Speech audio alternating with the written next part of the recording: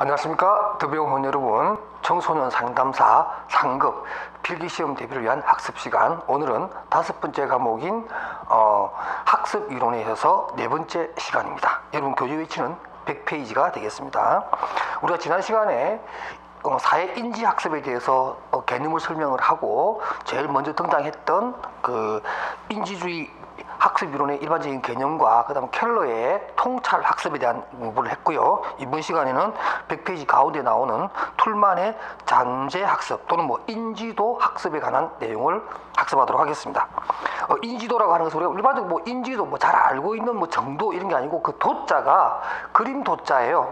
한문으로 쓰면 이게 톨만에 보통 톨만에 하면은 보통 우리가 인지도 학습 이렇게 얘기하는데, 이 인지도 학습이라는 이 도자가 한문으로 쓰면 그림 도자예요. 이렇게 한문도 안에 도자로 나옵니다. 이 입구 안에다가 도자를 쓰게 되면 약자로 그림 도자예요. 그러니까 인지도 코그니티브 맵이라고 하는, 그래서 약자로 쓰게 되면 CM이 되겠죠. 그래서 인지도, 그러니까 우리가 어떤 사람이 어떤 학습을 하는 데 있어서 어느 정도 학습이나 경험이 있게 되면 머릿속에 어떤 생각 속에 하나의 그림을 그리게 된다는 거죠. 그 그림에 따라서 학습이 진행된다, 이런 내용이고요. 그래서 또 다른 말로는 보통 또 잠재 학습 이렇게도 얘기를 합니다. 오늘 이 시간에 이제 톨만의 잠재 학습, 인지도 학습에 대해서 설명을 하려고 해요. 톨만은 이렇게 얘기합니다. 그 유기체라고 하는 것, 인간이라고 하는 것은 환경 내에서 활동하는데 이용할 수 있는 일종의 그림 형태의 지식 체계를 가지고 있다라는 거죠. 그래서 목표에 달성하기 위해서 여러 가지 개별적인 반응을 일으키는 행동적인 것이 아닌 전체적인 상황에 대한 어떤 인지, 지도, 인지 맵을 발달시켜서 목표에 도달할 수 있는 가장 빠르고 효율적인 어떤 방법을 선택을 한다. 그래서 최소 노력의 원리에 의해서 학습도 그렇게 한다, 이렇게 설명을 하고요. 미로를 사용하는 지실험에서 이러한 인지적 요인 또 인지적 맵을 사용하는 것을 발견했다고 얘기를 합니다. 그래서 톨만은 사람뿐만 아니라 침팬지라든가 지도, 인지학습을 통해서 어떤 학습의 어떤 효과성을 보는 것이고, 또 나아가서 톨만은 동물이 미래에 대한 일종의 정신적 지도인 인지도, 그러니까 코그니티브 맵을 활용을 해서 그것을 통해서 지식을 학습한다, 이렇게 주장을 합니다. 그러면서 이제 나온 것이 바로 이제 잠재 학습이라고 하는 건데요. 톨만은 이런 얘기를 합니다. 우리가 행동주의 입장에서 보면 조작적 조건하에서는 학습이라고 하는 것이 조건이 강화와 벌이었다면, 인지적 행동주의에서는 강화 없이도 학습이 가능하다는 주장을 뒷받침하고 있어요. 그러니까 일반적으로 우리가 자극과 반응이라고 하는 것에 의해서, 또는 조작적 조건 하에서는 강화나 벌에 의해서 학습이 이루어진다라고 보통 주장해 왔는데, 이 톨만의 잠재 학습의 배경에 있어서는 굳이 강화가 없어도 학습은 이루어진다, 이렇게 설명을 하는 겁니다. 그래서 이러한 부분에 대해서 나중에 이제 설명을 할 터인데, 지실험에서 그런 게 나옵니다. 그러니까 학습을 하는데 어떤 강화가 필요한 것이 아니라 학습 그 자체는 강화 없이도 일어나지만 나중에 학습된 것을 재실현하는 이 단계에서는 강화가 효과가 있다, 이런 얘기를 합니다. 한 번 더 설명할게요. 일단 그 100페이지 아랫에 밑에서 세 번째 줄을 보면 학습에 대해 초기에 인지적으로 해석한 사람은 톨만이고, 지의 미로 학습을 통해서 이 부분을 증명해냅니다. 그래서 톨만은 지가 미로를 통과할 때 학습하는 것을 인지도, 즉 맵에 의해서 학습하는 것이라고 얘기를 하는 거예요.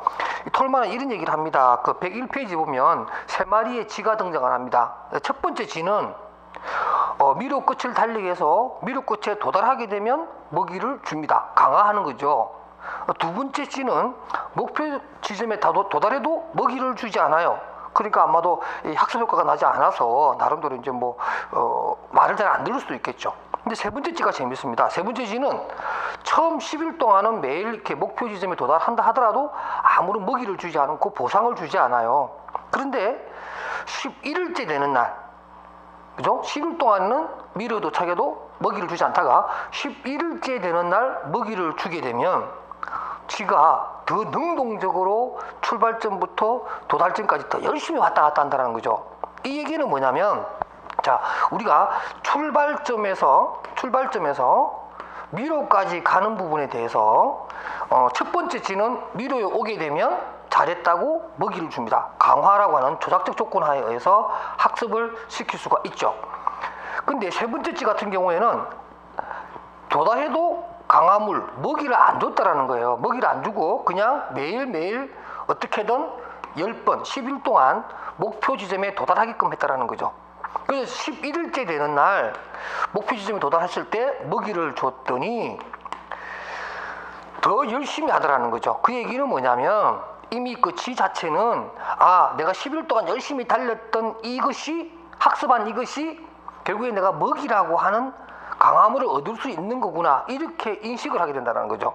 그렇게 함으로 해서 지는 더더욱더 이 출발점부터 미로로 가는 것을 더 열심히 한다는 거예요. 이 얘기는 뭐냐면 출발점에서 미로까지 가는 이 학습 자체는 특별한 강화 없이 했다라는 거예요. 강화 없이 이루어지면서 나중에 먹이를 주는 이 강화물은 2차적으로 이미 학습된 것을 재현해내는데 더 큰 도움을 준다 이렇게 설명을 하는 겁니다. 그러면서 여러분들 101페이지 보게 되면 그 위에서 한 10번째 줄에 기역, 니은, 리얼, 미음, 비읍인데 그 비읍이 한번 보세요. 비읍을 보면 강화를 받고 이미 학습한 것을 갑자기 사용하는데 이것을 잠재학습이라고 한다. 그러니까 이 10일 동안 해왔던 행동들에 대해서는 별로 이렇게 드러나지 않다가 나중에 11일째 강화물이 먹이라고 하는 강화물이 투입됨으로 해서 더 활발한 학습된 것을 수행하는 그런 모습을 보인다. 그래서 이 10일 동안에 이 학습된 것이 잠재되어 있다는 거, 잠재되어 있다가 나중에 팡 터져서 나온다. 이런 의미로서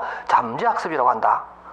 이해되시죠? 그렇게 보시면 됩니다. 그렇게 해서 이런 잠재학습에 대해서 좀 정리를 하면 이미 학습은 되었으나 보상이 주어졌을 때 학습한 것이 나타나지 않고 잠재해 있던 것이 튀어나온다. 이렇게 설명을 합니다. 그래서 톨만의 목적적 행동주의라고 하는 측면에서 이 잠재 학습을 좀 정리하면 이렇게 얘기하는 거예요. 강화 없이도 학습이 가능하다.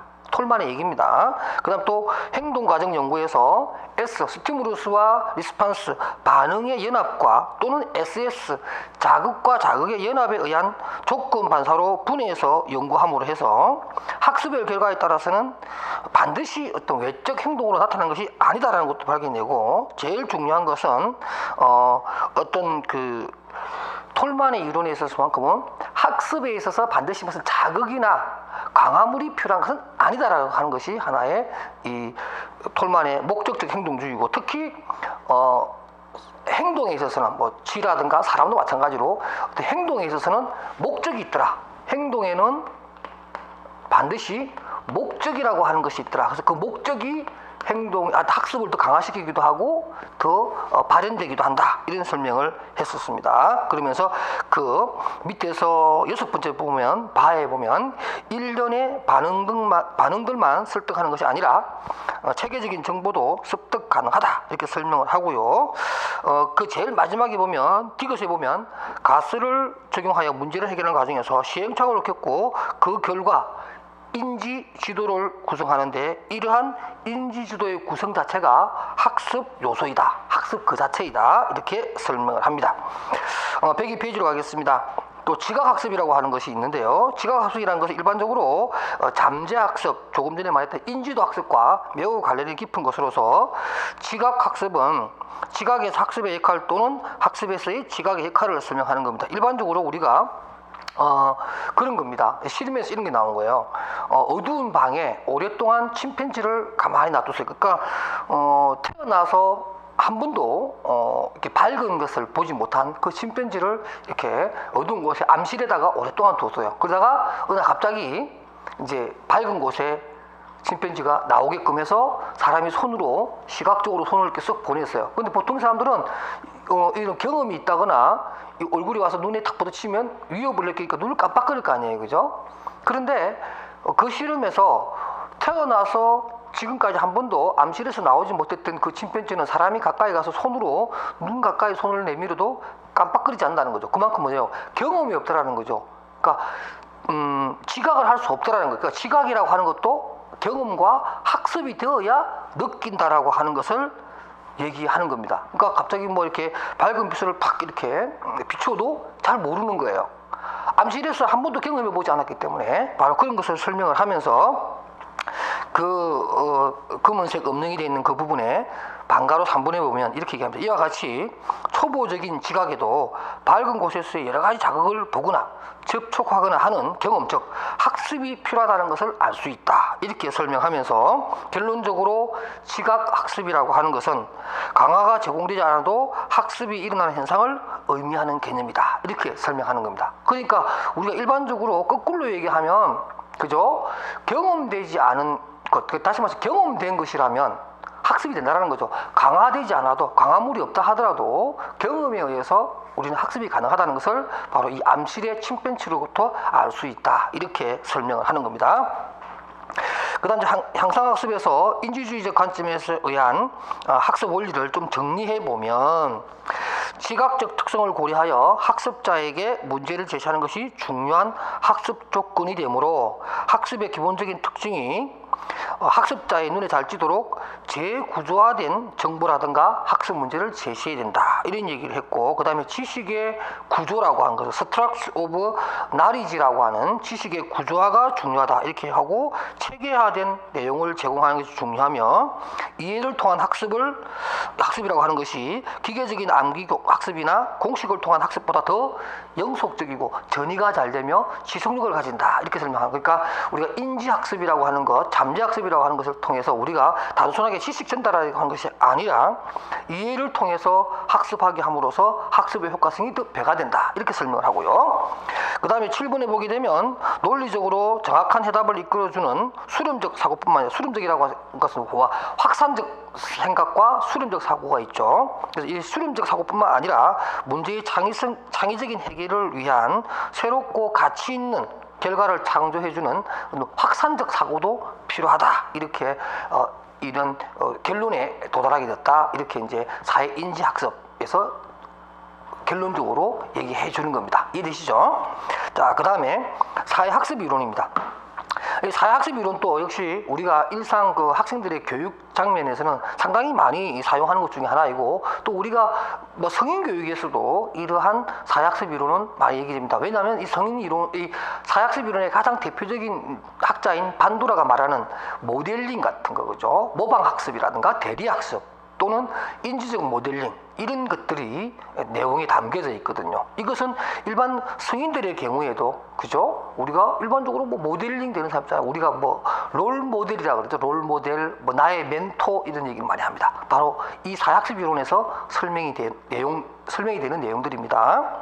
102페이지 아래쪽에 사회학습의 개요를 봅시다. 인간의 습관은 다른 사람을 관찰 학습하여 배우게 된다는 이론. 그러니까 인간의 어떤 행동의 또 원인, 이것은 다른 사람으로부터의 행동에 대한 관찰을 통해서 학습이 가능하다. 이렇게 설명하는 겁니다. 그러면서 이러한 이론의 대표적인 학자가 반도라인데, 반도라는 모방이라는 것과 사회학습 이 두 가지 개념을 얘기합니다. 모방과 사회학습은 조금 다른데요. 모방은 단순하게 어떤 다른 사람이 하는 행동에 대해서 따라하는 겁니다.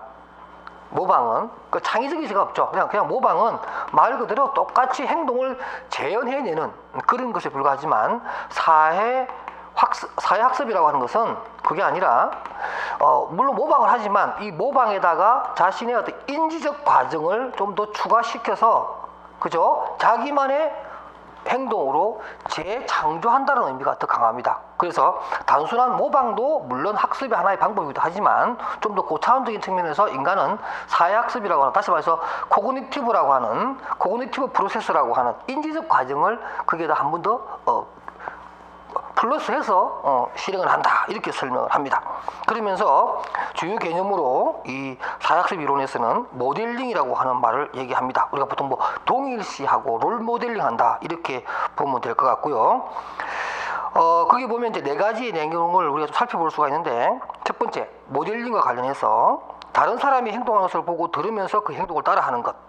또 이런 모델링의 효과는 뭐 같은 모델링이라 하더라도 어떤 관찰자의 유사성이라든가 또 모델이 가지고 있는 사회적 지위라든가 신분이라든가 관계라든가 또는 신뢰도라든가 이런 것들에 따라서 얼마든지 같은 모델 내지는 어떤 모델의 어떤 그런 영향력이 달라질 수 있다. 그 다음에 3번에 보면 아이들에게도 협조적이고 이타적인 행동을 갖게 하려면 그렇게 되라고 말하기보다는 협조적이고 이타적인 행동을 솔선수범하는 것이 더 중요하다, 이렇게 설명을 합니다. 그러면서 모델링에 영향을 주는 세 가지 요인으로 모델의 특성과 관찰자의 특성, 그 다음에 행동과 관련된 보상 결과, 일반적으로 어떤 기대치가 되는 거든가, 뭐 어떤 그 모델링을 했을 때의 긍정적인 결과, 이런 것들이 플러스가 되면 훨씬 더 그 모델링의 학습 효과는 더 클 것이다, 이런 얘기입니다. 그러니까 모델의 특성, 관찰자의 특성, 그 다음에 행동과 관련된 보상의 결과, 이 세 가지가 모델링으로서의 가치를 결정하는 중요한 세 가지 요소다. 꼭 기억하시기 바랍니다. 그러면서 기출문제에 보면 이러한 반도라의 모델링에 대한 부분이 어떻게 시험에 나왔냐면, 반도라는 모델링의 기능을 세 가지로 얘기를 합니다. 첫 번째는 반응 촉진과, 두 번째 억제와 탈억제, 그 다음에 관찰학습, 이렇게 세 가지로 구분하는데요. 반응 촉진이라는 것은 일반적으로 이런 겁니다. 사람들은 많은 기능과 행동을 배우지만 배운 것을 행동으로 옮길 동기가 부족할 때 실제로 수행하지 않을 뿐만 아니라 그 학습 효과라고 하는 것이 별로 드러나지 않는다, 이렇게 얘기를 합니다. 그래서 반응 촉진이라고 하는 것은 관찰자들이 적절하게 행동하게 하는 사회적 자극으로서의 역할을 수행하는 모델화된 행동을 일컫는다, 이렇게 얘기합니다. 그러니까 일반적으로 어떤 모델이 그냥의 어떤 모델이 아니라 사회적 자극으로서의 역할을 수행할 때 모델을 통한 학습이 더 활성화된다, 이렇게 설명이 가능합니다. 그 다음에 억제와 탈억제입니다. 억제라고 하는 것은 일반적으로 억제시키거나 탈억제는 억제를 해서 벗어난다는 거죠. 그러니까 예를 들면 어떤 거냐면, 억제는 어떤 내 모델링이 된 사람이 있는데 그 사람이 어떤 행동을 했을 때 그것을 처벌을 받거나 적절한 보상을 받지 못하거나 비난을 받는 이런 모습을 보게 되면 그 사람에 대해서 모델링하는 것이 억제가 되겠죠. 따라하지 않겠죠. 탈억제는 거꾸로입니다. 그 사람이 한 행동에 대해서 내가 좀 걱정스러웠는데 그 행동이 뭐 누구한테 비난도 받지 않고 오히려 칭찬을 받거나 스트로크, 인정을 받게 되는 모습을 보게 되면 억제하는 것이 아니라 탈억제되어서 그 행동을 자기도 해보겠죠. 아무래도 뭐 우리가 그런 게 있잖아요. 뭐 이렇게 쉬는 시간에 떠들지 마, 그리고 뭐 나가지 마, 매점에 가지 마, 이렇게 얘기를 했는데 어떤 친구 하나가 매점에 갔다 왔어요. 빵을 사들고 왔는데 선생님이 그걸 보고 아무 얘기를 안 해요. 그러니까 제 행동해도 되네 하고는 이제 억제했던 마음을 다시 먹고 탈억제가 되어서 자기도 매점에 빵 사러 가는 거예요. 이런 게 이제 탈억제라고 얘기할 수가 있습니다. 그 다음에 이제 관찰학습은 우리가 뭐 상담 이론에서 행동주의 할 때도 배웠던 것처럼 반두라의 바로 네 가지 단계로 이루어지는 겁니다. 첫 번째 뭐예요? 우리가 주의 집중, 그죠? 그 다음에 두 번째가 파지, 세 번째 뭐예요? 행동 재생, 일반적으로 뭐 재생산 이렇게 하고 나중에는 뭐죠? 하나의 동기화가 되어버린다, 자기 것이 되어버린다, 이런 얘기입니다. 그 내용은 105페이지 가운데 아랫단에도 나와 있으니까 한 번 더 보기로 하고요. 자, 이렇게 세 가지가 바로 이 반두라의 이 모델링에 대한 얘기를 할 수가 있습니다. 104페이지 봅니다. 인지 그 내용 한번 참고하시고요. 특히 또 그 반가로 3번에 보면 자기 조정, 자기 규제 또는 뭐 자기 모니터링이라고 하는 개념이 나오는데, 이것은 일반적으로 인간의 어떤 인지적 능력에 대해서 좀 좋게 설명하는 것이라고 볼 수가 있습니다. 그래서 자기 조정은 수행 과정과 판단 과정, 그 다음에 자기 반응의 과정으로 이루어지게 돼 있다, 이렇게 설명을 했고요. 특히 아래쪽에 보면 그 5번에 자기 효능감, 제가 여러 번 설명드렸죠. 셀프 에피케시에 관한 부분을 설명을 하면서, 이러한 셀프 에피케시는 제일 마지막 줄에 나오는 특정 과제 해결을 위해 자신이 가지고 있는 인지적, 사회적, 행동적 기능을 통합해서 적용하는 기제로서 자기 자신이 잘할 수 있다고 믿는 하나의 신념 체계이다, 제가 이렇게 설명을 드렸죠. 참고해 주시고요.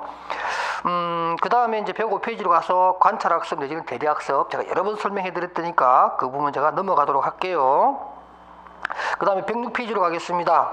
106페이지 가면 제가 조금 전에 설명했던 이런 반도라 중심의 사회학습 이론은 그야말로 이론에 불과한 거냐? 아니라는 얘기죠. 우리가 실제 생활에도 얼마든지 우리가 그러한 현상을 볼 수 있다는 거죠. 일반적으로 TV에서 우리가 많은 그 CF 광고 이런 걸 보게 되면 우리가 대리만족을 느끼기도 하고 또 사회학습으로서 어떤 행동을 따라하게 되는 거죠. 그러한 역할을 하게 됩니다. 우리가 뭐 아이들이 TV 프로에 나오는 여러 가지 어떤 뭐 개그맨들을 흉내낸다든가 아니면 어떤 드라마에서 나오는 멋진 대사를 따라하면서 실제 생활에 한번 사용해 본다든가 이것도 다 사회학습의 한 유형이라 할 수 있습니다. 그러니까 TV가 좀 좋은 모습만 보여줘야 되는 이유가 뭐냐면 바로 이러한 사회학습이 일어나기 때문에 그렇다 이렇게 볼 수 있는 거고요. 또 뭐 폭력 프로그램이나 선정성 높은 프로그램이 청소년에게 유해한 것은 바로 이러한 사회학습이 끊임없이 일어나기 때문에 그렇다 이렇게 볼 수가 있겠습니다. 그 다음에 이제 이 시간의 끝으로 그 106페이지 한번 볼게요. 106페이지 밑에 보면 향상학습의 사회인지 이론의 자기조절이라고 해서 앞부분에 제가 설명해 드렸던 그 중에서도 특히 이제 자기점검이라고 해서 셀프 모니터링 되는 이러한 기법이 있어요. 이게 뭐냐면 일반적으로 자기점검은 자기조절에 대한 중요한 요소라서 자기인지에 대한 통제력을 얘기합니다. 그러므로 해서 어떤 그 자기의 삶 자체, 생활 자체를 자기 인지가 작동되는 그 범위 안에서 통제하에서 일어나는 학습이 훨씬 더 안정적일 뿐만 아니라 또 표준적이고 또한 모범적이라고 할 수가 있겠죠. 예를 들면 우리가 아이들이 뭐 하루 일상 생활계획표라 그러나 일일 생활계획표 이런 것을 기록을 해놓고 그 일정표에 따라서 하루를 구조화된 생활을 할 수 있다라고 하는 것은 자기 점검에 대한 능력이 굉장히 뛰어난 것을 알 수가 있겠죠. 그래서 이 자기 점검 능력이 뛰어난 아이는 보통 어떤 과제 수행 능력도 높을 뿐만 아니라 자기 자신에 대해서 과제 지향적인 인물로서 매우 효율적인 일과 학습 생활 또는 진로 설계 어떤 의사결정을 할 수 있다 이렇게 설명할 수 있는 겁니다. 그래서 자기점검 기법도 사회인지 이론에 있어서의 자기조절 전략 중에 한 가지라는 것도 여러분들이 이참에 같이 좀 공부해 주시기 바랍니다. 자, 이렇게 해서 또 톨만의 잠재학습과 또 반도라의 사회학습 이론에 대해서 시간 공부했고요. 다음 시간에는 뭐 정보처리 이론이라든가 기타 학습 이론에서 공부하도록 하겠습니다. 여러분 수고하셨습니다.